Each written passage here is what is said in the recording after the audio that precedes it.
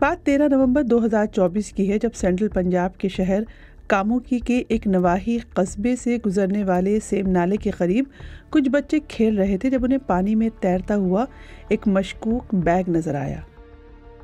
Bag نالے کے کنارے ایک درخت کے ساتھ الجھ کر وہاں رک سا گیا تھا۔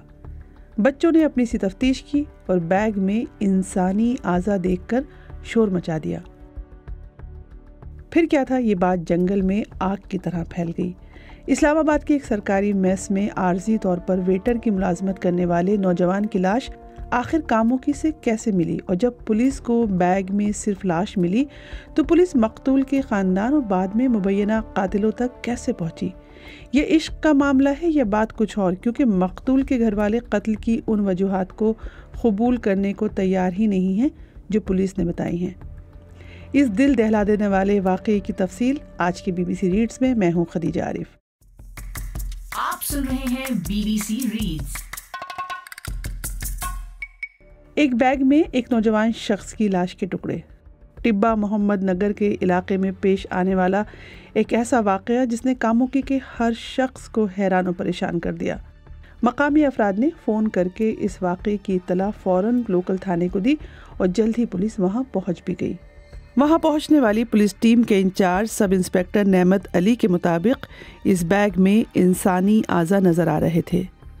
بظاہر بیگ میں ایک لاش کے ٹکڑے تھے جن میں سر، دونوں ٹانگیں، دونوں بازو اور دھڑ کاٹ کر ڈالے گئے تھے۔ پولیس کے مطابق مقتول کے چہرے پر ہلکی داڑھی تھی اور بظاہر اس کی عمر 25 سے 26 سال کے درمیان تھی۔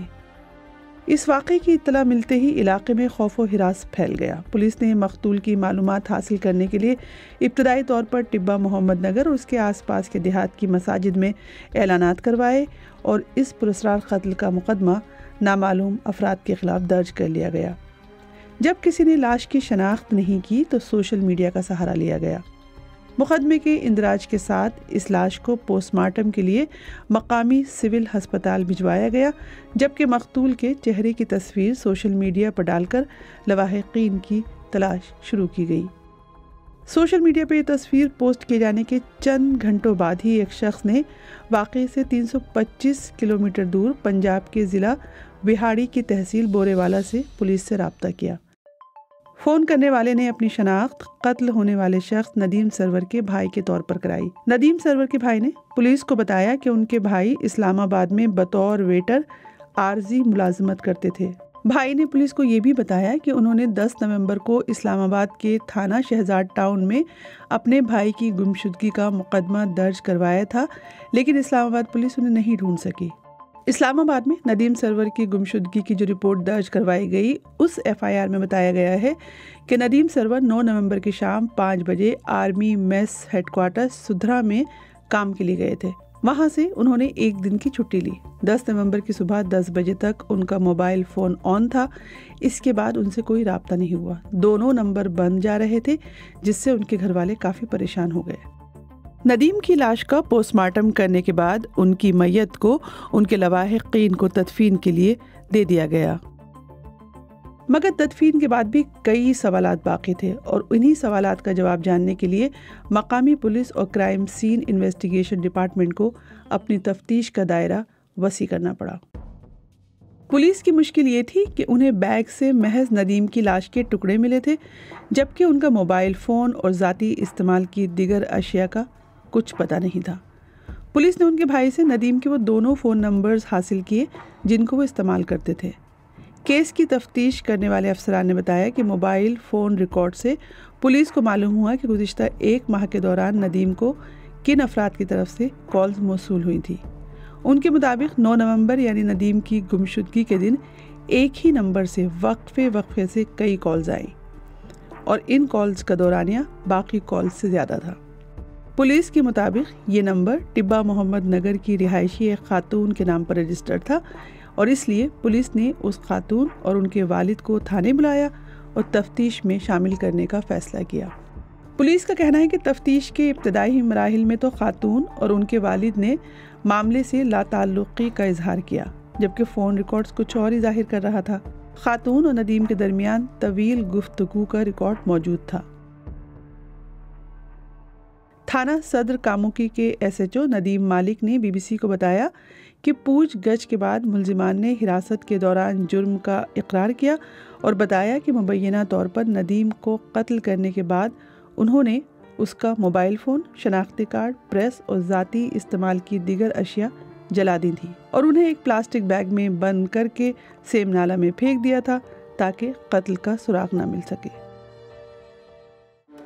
لیکن ندیم کاموکی کیوں گئے تھے اور ان کی موت کا جال کیوں بچھایا گیا؟ SHO ندیم مالک نے دعویٰ کیا ہے کہ تفتیش میں یہ بات سامنے آئی ہے کہ ندیم سرور 3.5 سال قبل ٹبہ محمد نگر کے قریب واقع نٹ بولٹ بنانے والی ایک فیکٹری میں کام کرتا تھا، جہاں ان کا ملزم خاتون سے رابطہ قائم ہوا۔ ندیم مالک کے مطابق خاتون اور ان کے گھر والوں کا دعویٰ ہے کہ ندیم کے پاس خاتون کی چند ویڈیوز تھی جنہیں وہ ڈیلیٹ نہیں کر رہے تھے۔ ندیم مالک کا یہ بھی کہنا ہے کہ رواں سال اپریل میں گھر والوں نے لڑکی کی شادی کی تھی، جس کے بعد ندیم سرور اسلام آباد میں بطور ویٹر کام کرنے کے لیے کاموکی سے اسلام آباد چلے گئے تھے۔ انویسٹیگیشن کے دوران جو بات سامنے آئی ہے اس میں پولیس نے بتایا ہے کہ خاتون اور ان کے والد کا دعویٰ ہے کہ ندیم خاتون سے رابطہ ختم نہیں کر رہے تھے اور اسے ملاقات کے لیے مجبور کرتے تھے۔ پولیس کا کہنا ہے کہ انہیں خاتون کے موبائل فون سے بعض واٹس ایپ پیغامات کا ریکارڈ ملا ہے۔ اس میں یہ بات سامنے آئی ہے کہ خاتون کی طرف سے ملاقات کے بار بار انکار پر مقتول ندیم سرور بلیک میلنگ پر اتر آئے تھے۔ انہوں نے مبینہ طور پر ویڈیوز سوشل میڈیا پر وائرل کرنے کی دھمکی دی تھی۔ خاتون ندیم سرور سے بار بار یہ کہتی رہیں کہ وہ ایسا نہ کرے کیونکہ ان کے سسرال والے پہلے ہی ان پر شک کرتے ہیں۔ SHO ندیم مالک نے بتایا کہ جب سسرال والوں نے شک کی بنیاد پر خاتون کو میکے واپس بھیج دیا تو اس نے اپنے والد کو ساری حقیقت بتا دی۔ خاتون نے اپنے والد کی ندیم سرور سے فون پر بات بھی کروائی، لیکن بات چیت تلخ کلامی پر ختم ہوئی۔ تو اب سوال یہ ہے کہ ملزمان نے اس قتل کو کیسے انجام دیا؟ پولیس کا دعویٰ ہے کہ قتل باقاعدہ پلاننگ کے ساتھ کیا گیا۔ خاتون نے 9 نومبر کو ندیم سرور کو فون کیا کہ میرے گھر والے کل یعنی 10 نومبر کو ایک شادی کے سلسلے میں شہر سے باہر جا رہے ہیں اور اگر مجھ سے ملنا ہے تو آ جاؤ۔ ندیم سرور 9 اور 10 نومبر کی درمیانی شب اسلام آباد سے بس پر بیٹھے اور صبح سویرے ٹبہ محمد نگر پہنچ گئے، جہاں وہ لا علم تھے کہ ان کی موت کا جال بچھایا جا چکا ہے۔ تفتیش میں ملزمان نے بتایا کہ خاتون کے والد اور شوہر نے مبینہ طور پر مقتول ندیم سرور کو گھر کے پچھلے کمرے میں بند کر دیا تاکہ ان کی آواز باہر نہ جائے۔ پولیس کے مطابق انہوں نے رسیوں سے باندھ کر ندیم کو قتل کیا اور اس کے جسم کے کئی ٹکڑے کیے، انہیں پلاسٹک کے تھیلوں میں ڈالا اور گھر میں موجود ایک بیگ میں ڈال کر رات ہونے کا انتظار کیا۔ رات 1:30 بجے انہوں نے اس بیگ کو گھر سے لگ بھگ 1 کلومیٹر کے فاصلے پر موجود سیم نالے کے پل پر کھڑے ہو کر نیچے پھینک دیا۔ ابتدائی تفتیش اور پوچھ گچھ کے بعد پولیس نے ندیم سرور کے قتل کے الزام میں خاتون، ان کے شوہر اور والد کو باقاعدہ گرفتار کیا اور ان کا جسمانی ریمانڈ حاصل کیا گیا۔ 10 دسمبر کو تینوں ملزمان کو دوبارہ جوڈیشل مجسٹریٹ کی عدالت میں پیش کر کے پولیس نے عدالت کو بتایا کہ ملزمان سے قتل میں استعمال ہونے والا ٹوکا اور چاقو برآمد کر کے تفتیش مکمل کر لی گئی ہے۔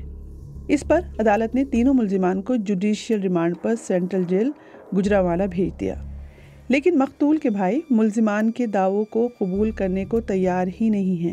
کیوں؟ ندیم سرور کے بڑے بھائی نے BBC سے بات کرتے ہوئے کہا کہ ان کے بھائی پر نازیبا ویڈیو بنانے کے الزامات بے بنیاد ہیں۔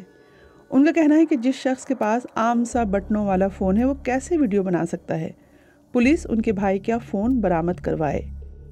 ندیم کے بھائی کا مزید کہنا تھا کہ غلطی کسی بھی انسان سے ہو سکتی ہے، لیکن اس کا یہ مطلب نہیں کہ کسی کو 2 دن تک گھر میں بند کر کے تشدد کا نشانہ بنایا جائے اور پھر جانوروں کی طرح ذبح کر دیا جائے۔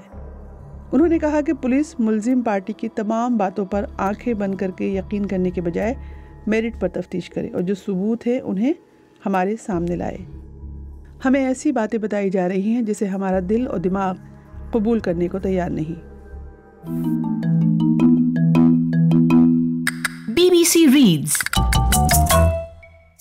BBC ریڈز کے ذریعے ہماری یہی کوشش ہے کہ BBC اردو کی ویب سائٹ کی وہ سٹوریز جن میں آڈینس کی دلچسپی زیادہ نظر آتی ہے انہیں اور بھی زیادہ لوگوں تک کیوں نہ پہنچایا جائے۔ تو ہم پڑھیں اور آپ سنیے اور اپنے دوستوں اور ساتھیوں کو بھی سنائیے۔